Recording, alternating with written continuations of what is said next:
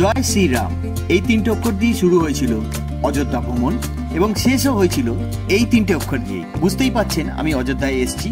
আপনাদের পুঙ্খানুপুঙ্খভাবে দেখাবো কিভাবে আপনারা অযোধ্যায় আসবেন, কিভাবে শ্রী রাম মন্দির দর্শন করবেন, এছাড়া অযোধ্যার কোথায় কোথায় ঘুরবেন, কোথায় থাকবেন ইত্যাদি। তাই ভিডিওটি শেষ অবধি দেখার অনুরোধ রইল। ভালো লাগলে কি করতে হয় করবেন, আর আমাকে যোগ্য মনে করলে সাবস্ক্রাইব করবেন। তো চলুন শুরু করা যাক শ্রী অযোধ্যা ধাম।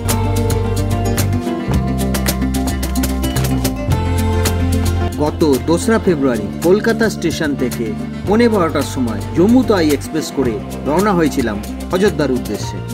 অযোধ্যা যাওয়ার জন্য কলকাতা থেকে দুটো গাড়ি আছে। এক এই জম্মু তাওয়াই এক্সপ্রেস, যেটা কলকাতা স্টেশন থেকে 12:15টার সময় ছাড়ে, আর দুই হচ্ছে দুন এক্সপ্রেস 8:30টার সময় ছাড়ে হাওড়া স্টেশন থেকে, যার ভিডিও অলরেডি আমার পুরনো অযোধ্যার ভিডিওতে আপনারা দেখেছেন। এবারে রওনা হয়েছিলাম কলকাতা স্টেশন থেকে 12:15টার সময়। পরের দিন সকাল 6:20-তে আমাকে পৌঁছে দিয়েছিল অযোধ্যায়। এর ভিডিও আপনারা পরে দেখবেন। আজকে আপনাদের দেখাবো অযোধ্যার ভিডিও। পৌঁছে গেছি অযোধ্যায়, গাড়ি প্রায় 1.5 ঘন্টা লেট। এবার যাব ধর্মশালাতে, প্রথমে জিনিসপত্র রাখতে, তারপর যাবো মন্দির। আর খুব ঠান্ডা। এই হচ্ছে নবনির্মিত স্টেশনের জায়গা, প্ল্যাটফর্ম, যেখান থেকে আমরা নেমে যাব ধর্মশালাতে। এইটা হচ্ছে অযোধ্যা ধাম স্টেশনের বাইরেটা। রাজার মুকুটের মতো করেছে স্টেশনের ওপরটা, একে স্টেশনের মুকুট বলতে পারেন। আর এই হচ্ছে নতুন অযোধ্যা ধাম স্টেশনের বাইরেটা, পুরনো অযোধ্যা স্টেশন। এই হচ্ছে পুরনো স্টেশন, আর এই হচ্ছে নবনির্মিত স্টেশন। এই হচ্ছে স্টেশনের এন্ট্রান্স। একদম এয়ারপোর্টের মতো লাগছে, একদম এয়ারপোর্ট। সেদিন দুপুরবেলা অযোধ্যা স্টেশনের ভেতরটা ভিডিওগ্রাফি করতে পারিনি, কারণ অত্যন্ত ভিড় ছিল। পরদিন ভোরবেলা অযোধ্যা থেকে বেরিয়ে যাওয়ার সময় ভিডিওটা করেছিলাম, সেটা আপনাদের দেখাচ্ছি। তো এই হচ্ছে অযোধ্যা ধাম স্টেশন। দেখুন এই ট্রেনের আসা যাওয়ার খবর। এইখানে এরকম একটা ছবি অযোধ্যার মন্দিরের, এই সামনে কাঠবিড়ালি, ওপরে আছে এরকম সব। চলুন এবার ওপরটা যাওয়া যাক। আছে সিঁড়ি দিয়ে যদি ওপরে যান তাহলে অনেক কিছু দেখতে পাবেন। অটোমেটিক সিঁড়িতে উঠছি, ওপরে ওয়েটিং হল আছে। আচ্ছা, ওপরে আছে রিটায়ারিং রুম, ওখানে এসি রিটায়ারিং রুমটা ওই সাইডে। এইদিকে ডরমেটরি, ওইদিকে ওয়েটিং হল, লেডিজ ওয়েটিং হল আছে 3 তলাতে। ঠিক আছে, 2 তলাতে আছে এখানে ড্রিঙ্কিং ওয়াটার, টয়লেট, ওয়েটিং হল, রিটায়ারিং রুম সব কিছু আছে। এখানে লিফট আছে, যে লিফট দিয়ে আপনি নামতে পারবেন। এই স্টেশনটা জাস্ট লাইক এয়ারপোর্ট। পুরো অযোধ্যার কায়াকল্প চেঞ্জ করে দিয়েছে। এখানে স্টেয়ারকেসও আছে, সিঁড়িটা এইদিকে আছে। আপনি যদি চলমান সিঁড়িতে না যেতে চান, এইদিকে সিঁড়ি আছে, সিঁড়িতে যেতে পারবেন। আর এইদিকে হচ্ছে ওয়েটিং হল, এত বড় ওয়েটিং হল, যারা এখানে এসে থাকতে পারে। চলুন, স্টেশন থেকে বাইরে চলে এসেছি। এবার আমরা যাচ্ছি আমাদের ধর্মশালাতে। গোলাঘাট সামনেই আছে আমাদের ধর্মশালা, স্টেশনের সামনে। চলুন ধর্মশালা দেখিয়ে দিচ্ছি। এই হচ্ছে ধর্মশালার ভেতরটা। আমাদের রুম নাম্বার হচ্ছে 112।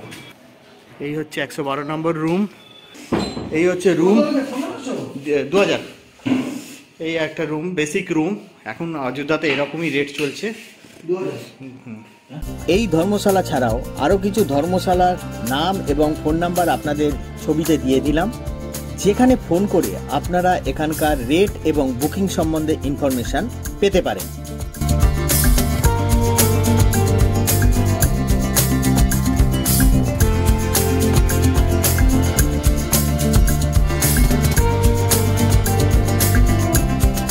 অযোধ্যা স্টেশন থেকে বেরিয়ে সোজা এসে ডান দিকে গেলেই দেখতে পাবেন রাম জন্মভূমি যাওয়ার রাস্তা। কিন্তু এখানে একটা লোককথা আছে যে আগে হনুমানগড়ি গিয়ে হনুমানজির দর্শন করতে হয়, তার থেকে পারমিশন নিতে হয় এই রাম জন্মভূমি এলাকা ঘোরার জন্য। তাই আপনাদের বলবো আগে হনুমানগড়ি যান, হনুমানজির দর্শন করুন, তারপর শ্রী রাম জন্মভূমির যে মন্দির হয়েছে সেখানে আপনারা যাবেন। তবে এগুলো সব লোককথা। আপনারা ইচ্ছা করলে আগে রাম জন্মভূমিও যেতে পারেন, কোনো বাধ্যবাধকতা নেই। এটা আপনাদের সম্পূর্ণ নিজেদের ব্যাপার। আমরা যখন হনুমানগড়ি মন্দিরে গেছিলাম তখন দেখলাম সেখানে অনেক ভিড়, তাই ডিসাইড করলাম যে আমরা সন্ধেবেলা যাব হনুমানগড়ি মন্দির। কিন্তু আপনারা যখন এখানে আসবেন আপনারা আগে হনুমানগড়ি মন্দির যাবেন, তারপর শ্রী রাম জন্মভূমি মন্দির যাবেন, এটাই বিধিমতো নিয়ম। তবে বাকিটা সব কিছু আপনাদের উপরই নির্ভর, আপনারা কোথায় যাবেন, কখন যাবেন। এখন আমি আপনাদের দেখাচ্ছি যে রাত্রিবেলা হনুমানগড়ি মন্দিরের অবস্থাটা কী ছিল। ভগবান রাম তার কার্যসিদ্ধির পর চলে যাচ্ছিলেন বৈকুণ্ঠে। সবাইকে তার সঙ্গী সাথীদের বললেন আমার সঙ্গে বৈকুণ্ঠে চলো। সবাই রাজি হলো, হনুমান রাজি হলো না। তখন ভগবান রাম তাকে আশীর্বাদ করলেন, বললেন তুমি এখানকার রাজা হয়ে থাকো আর এই জায়গাটা রক্ষা করো যতদিন না আমি ফিরে আসি। এবং সেই সঙ্গে তিনি বলে এখানে নিয়ম পালন হয় যে রাম মন্দির দর্শন করতে গেলে, রাম মন্দির এলাকা দর্শন করতে গেলে হনুমানের পারমিশন নিতে হয়। সবার আগে হনুমানগড়ি যেতে হয়, তারপর সব জায়গা। এইটা হচ্ছে হনুমানগড়ি গল্প। রাতের বেলা হনুমানগড়ির দৃশ্য অপরূপ দৃশ্য। চলুন হনুমানগড়ি দর্শন করি, করে আপনাদের। এই হচ্ছে হনুমানগড়ি, চলেন। 84টা সিঁড়ি আছে।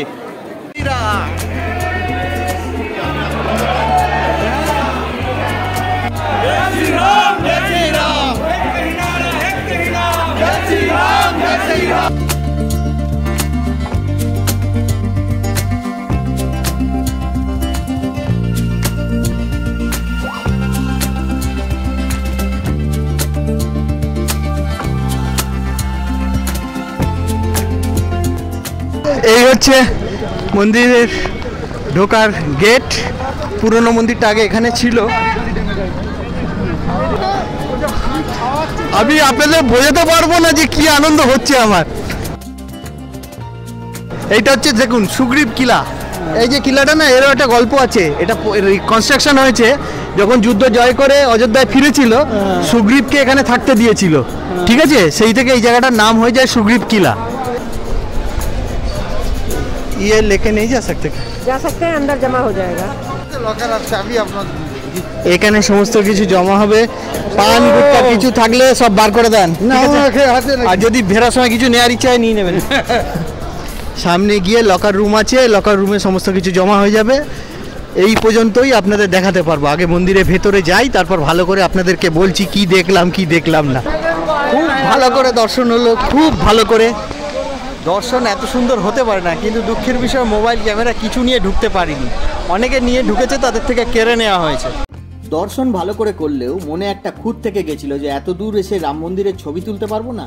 তাই সন্ধেবেলা আবার নিজের মোবাইলটা একটু রিস্ক নিয়েই সঙ্গে করে নিয়ে ঢুকেছিলাম মন্দিরের ভেতরে। সেই রাতে অপূর্ব সুন্দর দর্শন হয় রামলালার। প্রার্থনা করেছিলাম ভারতবর্ষের প্রতিটা মানুষ যেন খুব সুখে থাকে। আরও প্রার্থনা করেছিলাম ভগবান যাতে তাদেরকে শুভবুদ্ধি দেয় সেই সমস্ত মানুষদেরকে যারা তার প্রাণ প্রতিষ্ঠার অনুষ্ঠানকে একটা রঙ্গতামাশা, একটা সার্কাস বলে ব্যাখ্যা করেছিল। আরও প্রার্থনা করেছিলাম ভগবান যাতে সেই সমস্ত মানুষদের শুভবুদ্ধি দেয় যারা তার মন্দিরের এগেনস্টে, মন্দির যাতে না হয় তার জন্য আদালত পর্যন্ত চলে গেছিল। ভাবা যায় ভারতবর্ষে দাঁড়িয়ে আমাদের এ দৃশ্যও দেখতে হয়েছে।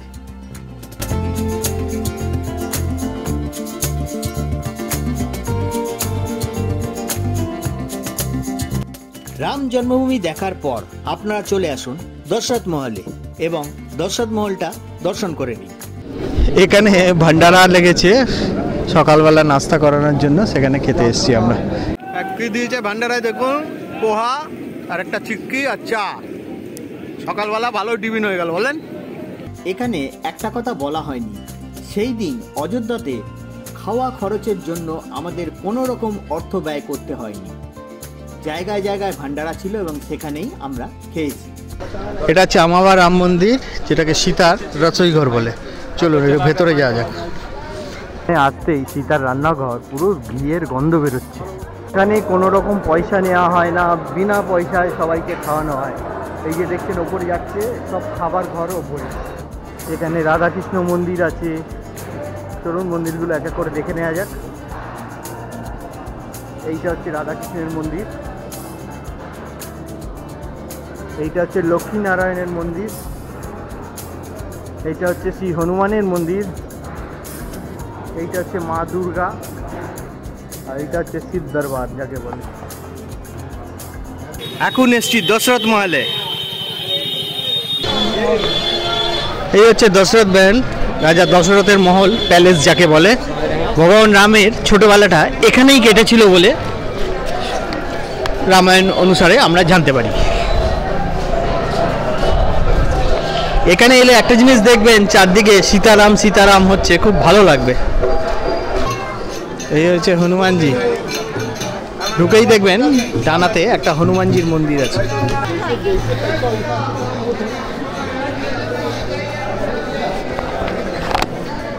এই হচ্ছে দশরথ মহল,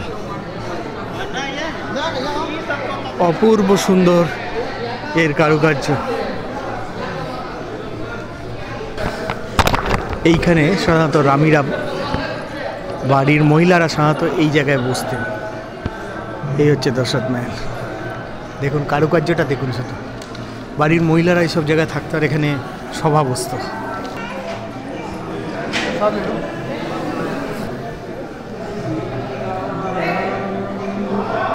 হয়ে গেল দশরথ মহল।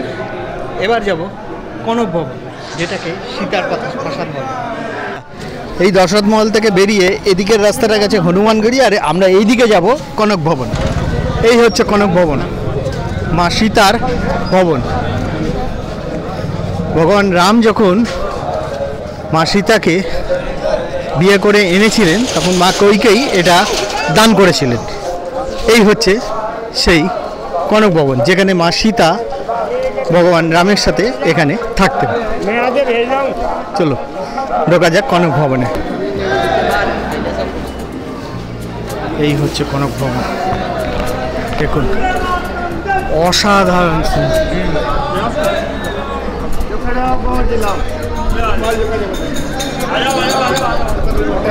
মূল মন্দিরে রাম সীতার মূর্তি আছে, যেখানে ছবি তোলা যাবে না। এখানে ঢুকেই, এই ভবনে ঢুকেই বাঁ পাশে সীতার পদচিহ্ন আছে।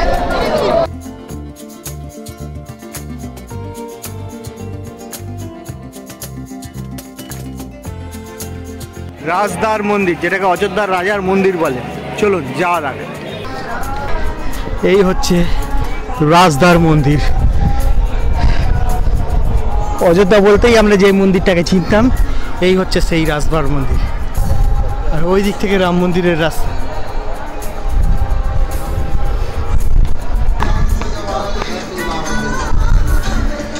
অতি প্রাচীন মন্দির এটা।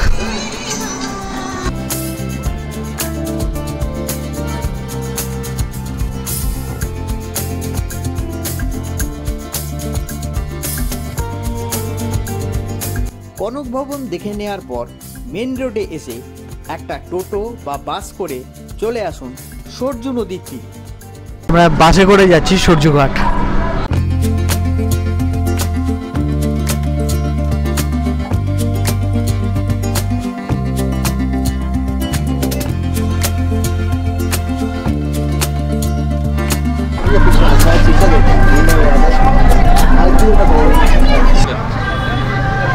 এই জায়গাটা তো আপনারা চিনতে পাচ্ছেন, এই জায়গাটা হচ্ছে লতা চক। দেখুন লতা মঙ্গেশকরের উদ্দেশ্যে লতা চক। এই হচ্ছে সেই লতা চক।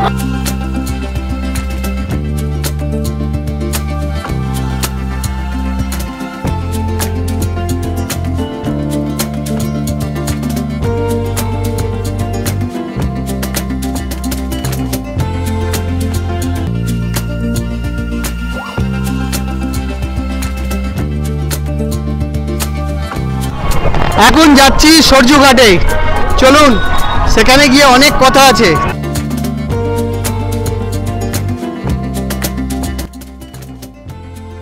এসে গেছি সরজু নদীতে, চলুন একটা ভালো জায়গায় গিয়ে কথা বলি।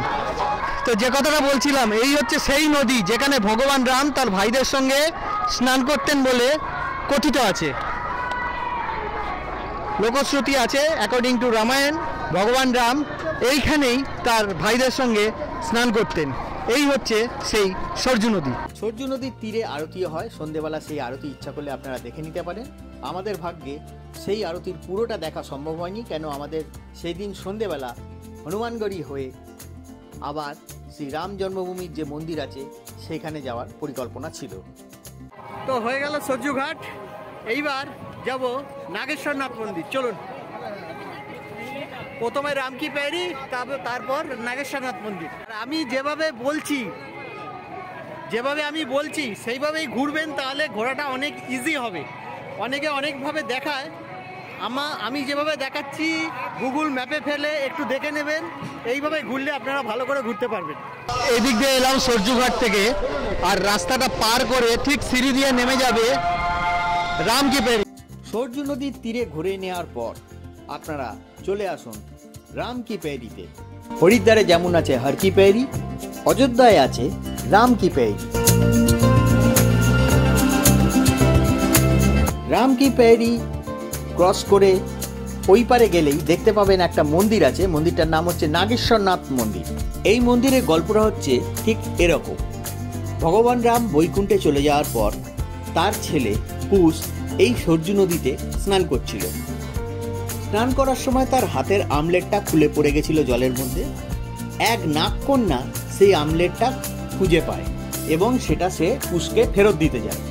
কুশকে ফেরত দিতে গিয়ে কুশকে দেখে তার সাথে নাগকন্যার প্রেম হয়। তাই তার সেই সম্মান রাখতে এখানে একটা ভগবান মহাদেবের মন্দির গড়ে দেয়। যেহেতু নাগকন্যা ভগবান মহাদেবের উপাসক ছিল, তাই ভগবান মহাদেবের একটা মন্দির এখানে কুশ করে দেয় এবং সেই মন্দিরটার নাম হয় নাগেশ্বরনাথ মন্দির। এই হচ্ছে সেই মন্দির, যেটা রেনোভেশন অনেকবারই হয়েছে, কিন্তু ভেতরে গেলে তার সেই পুরাকালের গঠন এখনো দেখতে পাওয়া যায়। নাগেশ্বরনাথ মন্দির দেখে আপনারা চলে আসুন পায়ে হেঁটে তিওয়ারি মন্দির দর্শন করার জন্য। এটাকে শ্রীরামের মন্টেশ্বরী স্কুলও বলতে পারেন, কারণ শ্রীরাম সমেত তার 3 ভাতার প্রাইমারি এডুকেশনটা এইখানেই হয়েছিল। ভগবান রাম এবং তার ফ্যামিলির প্রিয়েস ছিলেন, ধর্মগুরু ছিলেন, পূজারী ছিলেন ঋষি বশিষ্ঠ। মনে করা হয় এটা তার আশ্রম, এবং ভগবান রাম তার ভাইদের সাথে সকলে এখানেই প্রাথমিক শিক্ষা লাভ করেছিলেন বলে মনে করা হয়। এই মন্দিরটাও 1000 বছর পুরনো। তিওয়ারি মন্দিরের ঠিক অপোজিটেই দেখবেন তুলসী গার্ডেন। এই তুলসী গার্ডেনটা 1964 সালে বানানো হয়েছিল। এখানে একটা তুলসীদাসের মূর্তি আছে। আপনারা এই মৌর্য মিষ্টান্ন ভাণ্ডার, যেটা বহু পুরনো দোকান আর অযোধ্যার ফেমাস, এখানে দই জিলিপি পাওয়া যায়। দইয়ের মধ্যে জিলিপি দিয়ে এরা খায়, এটা এখানে খুব ফেমাস। ইচ্ছা করলে আপনারা এটা চেখে দেখতে পারেন। ঠিক আছে, বিশাল ভিড়, তাই এখন আর আমরা দাঁড়াচ্ছি না। মৌর্য মিষ্টান্ন ভাণ্ডার ক্রস করে কিছুটা এগিয়ে এসে ডান হাতে পড়বে ছোটি দেবকালী মন্দির। লোককথা অনুযায়ী এই মন্দিরটা বানিয়েছিল মা সীতা। এখানে প্রসাদ হিসাবে দেয়া হয় লবঙ্গ। আপনাদেরকে একটা জিনিস দেখাচ্ছি, দেখুন এখানে একটা ভান্ডারা চলছে। ভান্ডারাতে খাবার দাবার দেওয়া হচ্ছে, খুব বেসিক খাবার দাবার দিচ্ছে, কিন্তু কিছু মানুষ যারা 1 কাপ চা কিনে খেতে গেলে দুবার ভাবে যে চাটা এখন খাবো না 2 ঘন্টা পরে খাবো, তাদের তো উপকার হচ্ছে। আমার কথা বলার বক্তব্য একটাই, যারা টিভিতে ইউটিউবে এই বাবা সেই বাবা, এই যোগী সেই যোগী সব মন্ত্র বলে, সব পাঠ শোনায় পয়সা নিয়ে, তারা উপকার করছে না এই সমস্ত মানুষ যারা গরিব দুঃখীর মুখে দুটো অন্ন তুলে দিচ্ছে তারা উপকার করছে বেশি? বলুন তো। আমি তো সেই সমস্ত বাবার থেকে এই লোকগুলোকে অনেক অনেক ভালো মনে করব, কারণ দুটো অন্ন তুলে দিচ্ছে, তাদেরকে একটা থ্যাংক ইউ না দিলে হবে না।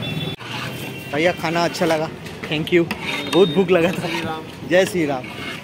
আউটস্কিট অফ অযোধ্যা ঘোরার জন্য আমরা একটা অটো বুক করেছিলাম 800 টাকা দিয়ে।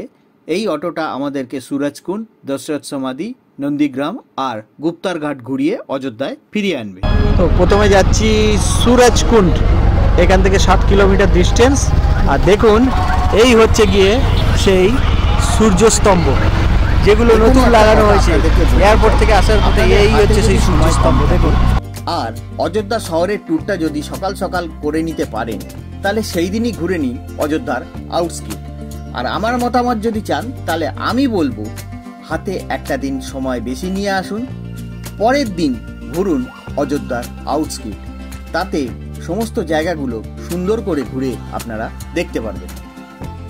আমাদের হাতে সময় কম থাকায় আমরা সেই দিনই অযোধ্যার আউটস্কিট ঘুরতে গেলাম। এই রাস্তাটা চলে গেছে এয়ারপোর্টের দিকে, আর আমরা যাচ্ছি এই দিক দিয়ে। कमाई भी बढ़ेगी हमारी। अच्छा अच्छा, और काम धाम भी बढ़िया, थोड़ा होना चाहिए था, राम मंदिर होना चाहिए था, होना चाहिए था, बहुत पहले होना चाहिए था क्या? पहले होना चाहिए था, लेकिन अब क्या करें, हम लोग राजनेता है ना, बहुत सारे राजनेता है हम लोगों का, जो आप लोगों की भलाई के लिए सोचता है कुछ होना चाहिए। हाँ। कुछ हुआ, अच्छा हुआ, लेकिन कुछ भलाई करता नहीं है। अब मोदी जी आ गए तो बस हो गया। जोगी जी और मोदी जी जिंदाबाद। जिंदाबाद। चलो योगी जी ने तो हमको हाँ। कमरा भी दिया। अच्छा, कमरा दे दिया। अरे बहुत दिए थे, अच्छा, वो क्या आपको पैसा दिया था या फिर आप पैसा दिया था? कितना पैसा मिला था? 2.5 लाख रुपए। अरे बाप रे, मतलब जो जमीन आपका है, कमरा उसका? हाँ, जमीन हमारा है। अच्छा हमको जैसे इस तरह की है क्या घर में रहने के लिए, अच्छा और अपने बना और अपना करो। अच्छा, फिर से मोदी आएगा, जैसे जो फिर से मोदी आएगा क्या? बिल्कुल आएगा। बिल्कुल आएगा ना, राम जी की कृपा है, राम जी की कृपा नहीं, सबकी कृपा है। सबकी कृपा है, ये तो बात है, है ही है।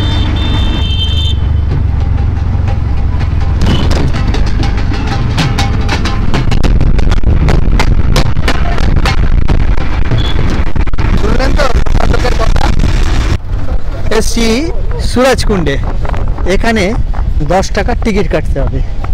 আসুন, এই হচ্ছে সুরজকুণ্ডের টিকিট, 10 টাকা। আগে টিকিট লাগতো না, এখন টিকিট লাগছে।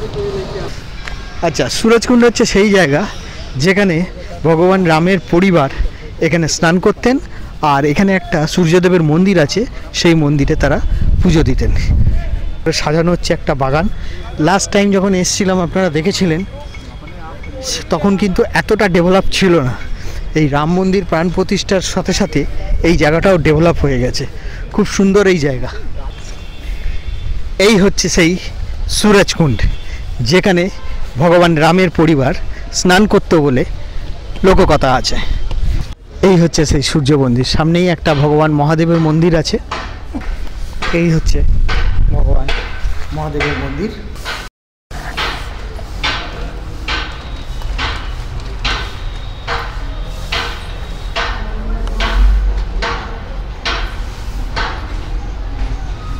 এই হচ্ছে সেই সূর্যদেবের মন্দির।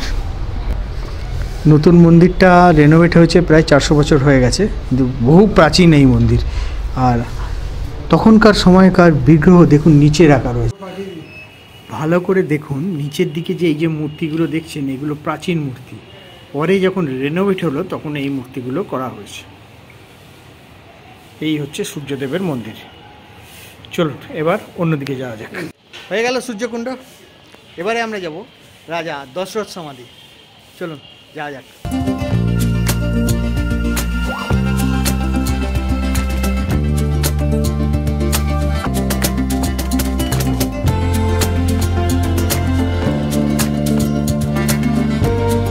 ছিল রাজা দশরথ মারা গেল, তখন তাকে ডেকে আনা হয়েছিল ইয়ে করে, এবার এসে এই জায়গায় সমাধি দেওয়া হয়েছিল। এখানে শ্রাদ্ধ শান্তির কাজ হয়, পিণ্ড দেওয়া হয়েছিল, সেই পিণ্ড পর্যন্ত এখানে আছে। আর এখানে শনিদেবের 2টো অস্ত্র আছে, সেই অস্ত্রটা অত্যাধিক প্রাচীন, এটা কবেকার কেউ জানা যায় না। এই হচ্ছে মহারাজা দশরথের সমাধি।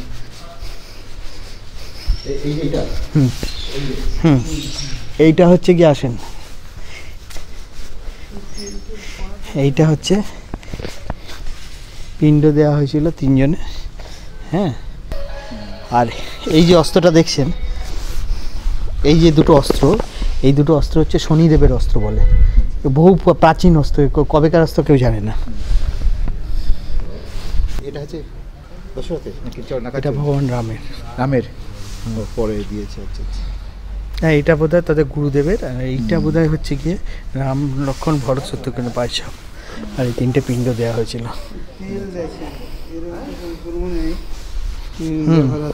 এখানে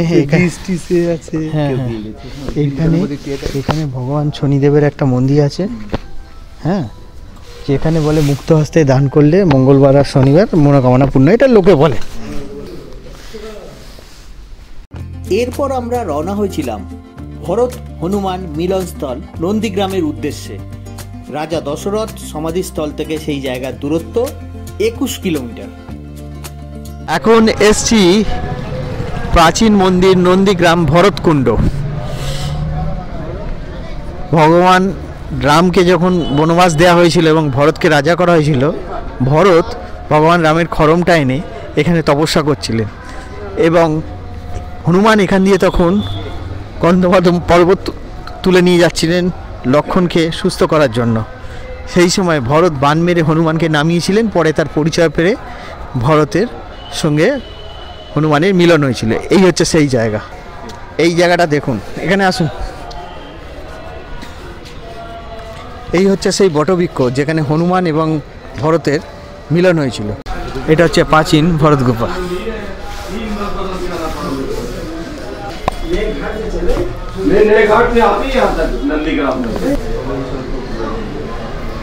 এইখানে চরণ পাদুকাটা রেখেছিলেন, রেখে পুজো করতে। এই হচ্ছে সেই কুণ্ড, যে কুণ্ডের জল 27টা তীর্থস্থলের জলের সমান।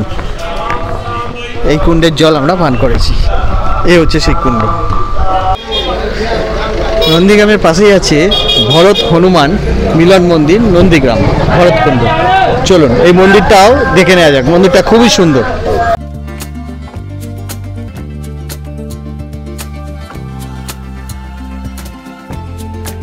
চলুন, হয়ে গেল নন্দীগ্রাম। এবারে যাই গুপ্তার ঘাট। গুপ্তার ঘাটের গল্পটা সেখানে গিয়েই বলবো। নন্দীগ্রাম দেখে নেওয়ার পর আমরা রওনা হলাম গুপ্তার ঘাটের উদ্দেশ্যে। Distance 17 kilometre.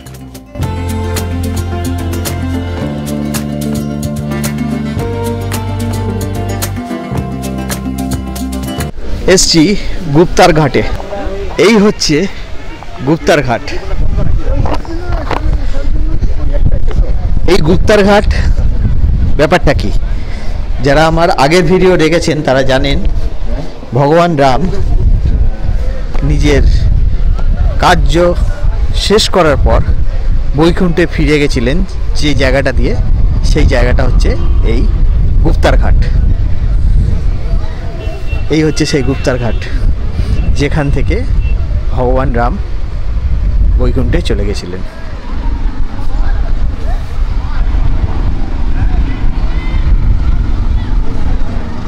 এখানে খুব সুন্দর একটা মন্দির আছে। এই হচ্ছে সেই মন্দিরটা। সেই মন্দিরে যাব আমরা, তার আগে এখানে দেখে নিই। আমার এক দর্শক বন্ধু আগের ভিডিও দেখে আমাকে জিজ্ঞেস করেছিলেন যে আমি কেন এই কথাটা বলি। গুমনামি বাবা ভগবানজি তার অন্ত্যেষ্টিক্রিয়াও কিন্তু এইখানেই হয়েছিল, এই গুপ্তার ঘাটে। ঠিক আছে, সেটা বলা হয়নি আগের ভিডিওতে, বলে দিলাম। তবে আমি বলতে চাই, আমি এখানে এসেছি ভগবান রামের শহরে রামের ভিডিও করতে, গুমনামি বাবার ভিডিও করতে নয়। আর তিনি যে নেতাজি ছিলেন সেটা কিন্তু এখনো প্রমাণ হয়নি, তাই সেই ঘটনাটা না বললেও চলে। ঠিক আছে, এই হচ্ছে সেই মন্দির।